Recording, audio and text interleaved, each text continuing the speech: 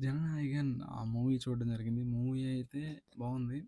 ఇంకా ఫ్యాన్స్‌కైతే పండగని జెప్పుకోవచ్చు. ఆ డాన్సులు గాని, ఫైట్స్ గాని అండ్ టైటిల్ కార్డ్స్‌కే కడుపు నిండిపోద్ది. అంత బావుందసల. కానీ ఆహ్, కథ బావుంది గానీ, బట్ ఎగ్జిక్యూషన్ ఎక్కడో ఫెయిల్ అయిందనిపిచ్చింది. అండ్ పర్ఫార్మెన్స్ వైస్ విజయ్ గారు తోప్ నాచ్ అండ్ ప్రతి ఒక్క యాక్టర్ మమతా బెనర్జీ గాని, మన పూజ హెగ్డే గాని, అందరూ బేబీ డాల్ గాని అందరి పర్ఫార్మెన్స్ బావుంది. బట్ విజయ్ గారిని లాస్ట్ మూవీ కాబట్టి అందరూ క్యామియోస్ ఉన్నాయి కొన్ని ఆహ్, బావున్నాయి.